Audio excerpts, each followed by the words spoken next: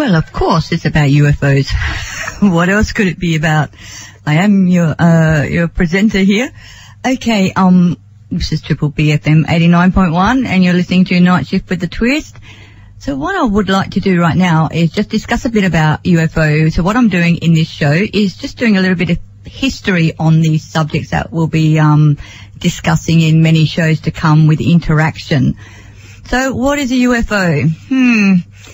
They say it's an unidentified flying object. Doesn't really mean that it's got little green men sitting in there flying them around our universe. It just means that the object we are seeing is not identifiable.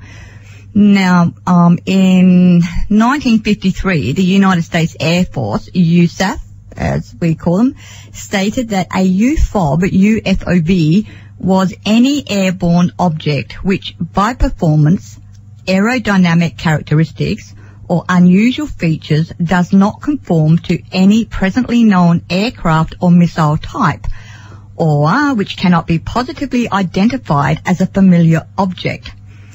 Now, the acronym UFO was supposedly coined by Captain Edward J. Ruppelt, who headed Project Blue Book. Blue Book? It could have been at the time, but at the moment it's the Project Blue Book. The United States Air Force actually officially investigated UFOs, and Project Blue Book was what they called it. Now, while UFOs have actually been subject of extensive investigation by various governments, and although a few scientists have supported that the extraterrestrial hypothesis, there's actually no scientific papers on UFOs have been published in peer-reviewed journals, which makes this actually quite a debatable topic. People have been seeing UFOs for centuries. They have been depicted in paintings. So what I have done is I thought, so if I dig deep, how far can I go back with any historical sighting? I got to actually 1878, would you believe it? Now just remember, 1878, I don't think there was any aircraft in the air then, and I don't believe we would have had photos or videos, unless of course you came from another planet.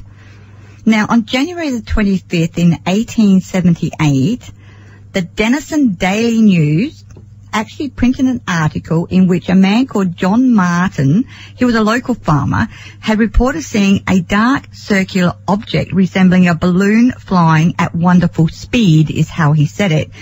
Now, Martin, according to the newspaper, said it appeared to be about the size of a saucer, and this is actually, if you think about it, this was before Betty and her husband, can't remember his name right now, but I'll remember it later on. Just a bit of a blonde moment. The first known use of the word saucer in association with the UFO could possibly go back to 1878 and not as recent as one suggests.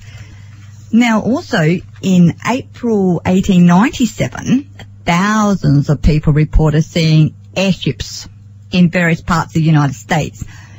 Many signed affidavits. Scores of people even reported talking to the pilots. Now, the funny thing is, Thomas Edison was asked his opinion, and his reply was, "You can take it from me that it is a pure fake." Hey, I'm saying what Thomas Edison said. I don't know. I didn't see it. Wouldn't know. Wasn't alive then. Then, back in 1904, which is a couple of years later after 1897, on February 28th, there was a sighting by 3 crew members on the USS Supply. Now, this was approximately 483 kilometres west of San Francisco. Now, this was reported by Lieutenant Frank Schofield, later to become Commander-in-Chief of the Pacific Battle Fleet. Now, just remember, this is a man in a bit of high command here. Schofield wrote of 3 bright red egg-shaped and circular objects flying in echelon formation that approached, it could have been, but let's say approached beneath the cloud layer, then changed course and soared above the clouds, departing directly away from the Earth after 2 to 3 minutes. The largest had an apparent size of about 6 suns. Now, I don't know if that means 6 suns size from where we look at the sun. I mean, to me, that's not that big, but I guess when you go close to it, it's massive. So I'm not sure which distance he's talking about from the sun of size. Now, the UFO, I'm open to it. I'm very open to anything as possible. Those who know me know that that is how I feel. These reports go back to the 1800s, so I quite like to think there's something there. only because I guess there were no great aircraft in the sky at that time. So what could it possibly be? I like to think we're not alone. Don't you? I would prefer to think we're not alone.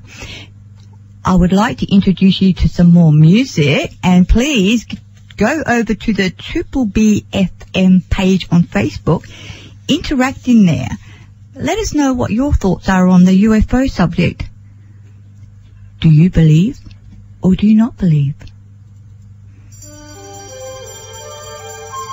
I believe.